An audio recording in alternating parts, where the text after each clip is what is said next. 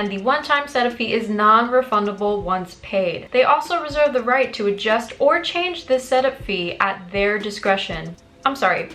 What? If you're a crafter and you're looking to start a small business and sell your products, chances are you've been told to go on Etsy. But Etsy has a lot of red flags. So before you open that Etsy shop, watch this tutorial to learn the 3 reasons why you should avoid selling your crafts on Etsy. As always, timestamps are going to be included in today's video so you can easily browse through the topics. The first huge problem that people seem to graze over is Etsy's fees. While yes, it is free to join Etsy, just wait until you hear about the fee breakdown, because you do have to pay fees when you're on a platform and you're selling your products. So the fees will vary from country depending on where you're located, but the 3 basic fees that you have to look out for are the Etsy listing fee, the Etsy transaction fee, and the Etsy payment fee. When I scoped on Etsy's website, I saw that they had other fees as well. They had a setup fee, which I think is new from when I sold with them. They have offsite ad fees, a bunch of other random fees that they could charge you, or there are add-ons and subscription fees as well, and then other fees if you want to sell in person and connect your Etsy to that craft fair. So the Etsy fee listing is 20 cents per listing, meaning every single product that you have uploaded onto your shop,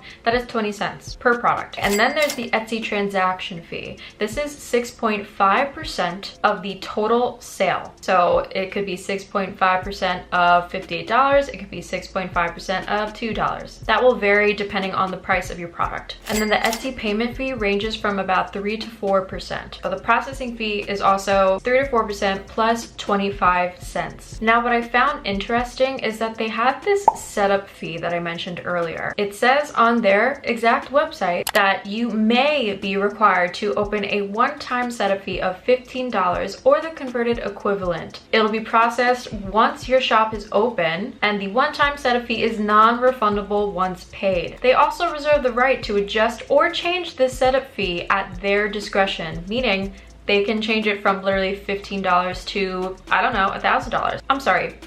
What? Why is it so wish-washy? I don't understand why it's not a firm amount. And this is the only beginning of this video, my gosh. Let me know if you do have an Etsy shop and you are watching this video and you've been charged that before. I'm curious. Now, you all might be thinking, okay, well, Etsy is probably cheaper than a subscription-based platform like Shopify. While it is a little bit cheaper if you've sold 1 or 2 products, as you sell more and more products, it's actually much cheaper to go on another platform like Shopify. So they have a really great breakdown in here that I want to share a bit. So it says total items cost $15. Okay, so total items sold 10. Then you have the listing fee from Etsy. The transaction fee is $9.75 because it's 6.5%. Versus Shopify, it's a 2% transaction fee. Processing fee on Etsy is 3% and 25 cents versus Shopify, it's 2.9% and 30 cents. But then the subscription fee is $29 on Shopify. So as you see from here, the total monthly fee on Shopify is $36.95, and then on Etsy it's $16.50. Say, for example, you sell 100 products. This is a completely different ballgame. On Etsy, your total monthly fee was $162.75. On Shopify, it's $102.80. That's a pretty big difference. And what's different about it is the transaction fee again, right? Because it's 6.5% of that total. So $97.50 versus $30 is much different. Basically, Etsy just likes to shake as much change out of you as they can, because the more you make, the more they take. So please be aware of Etsy's fees when you are considering Etsy as your platform. Now, the second reason why you should avoid Etsy for your platform for your crafts is something that not many people realize when they open their shop, and it is limiting branding options. Now, why is branding important? Your small business branding is the heart of your business. It's the one thing you can lean on when you want to grow your following, gain more sales, and grow a strong community. On Etsy, all of your products are meshed with millions of other small businesses, and that's a big reason why people choose Etsy in the first place, right? Because it's a free way of advertising versus your website. People have to actually find you. But when someone goes to your personal shop page on Etsy, the only 2 options you have for branding are your shop image, or also known as your logo, and your shop banner. And maybe if you want to include this, your product photos, but you're usually not inputting a lot of your branding into your photos. But your shop can look look identical to someone else's shop, which can leave customers confused and hesitant to choose your shop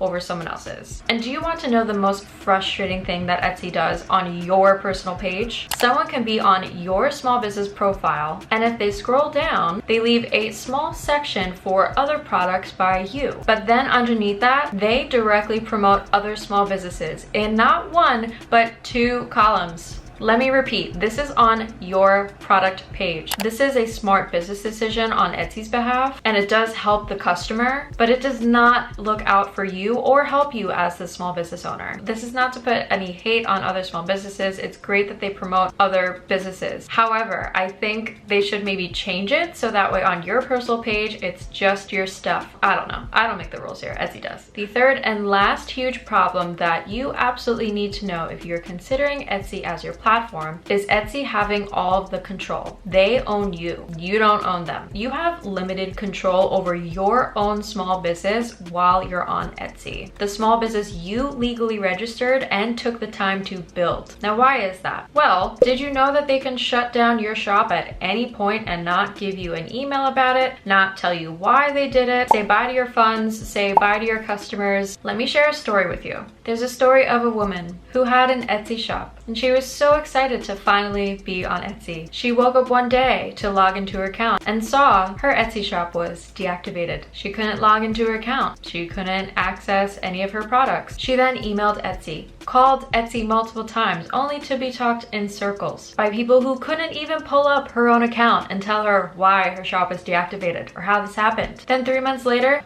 surprise, they reactivated it and didn't tell her why. If you're new here, that woman was me. My first craft business was my biggest lesson because Etsy deactivated my account without telling me. I didn't have an email newsletter, so I couldn't even access my past and current customers. I only had social media, and at the time, my following was very small, which is why I pivoted and immediately shared my story with YouTube. So please be careful with choosing what platform you decide to sell your crafts on, especially any third-party platform like Etsy. Now, if you're wondering what kind of platforms you can sell on besides Etsy, be sure to subscribe and get notified for my next video, the top platforms you can sell your crafts on. Share in the comments your thoughts about Etsy, and if you've had a good or bad experience from them, I want to hear from you. Thank you for watching today's video. I hope you have a very crafty day as always, and I'll see you in the next video. Bye!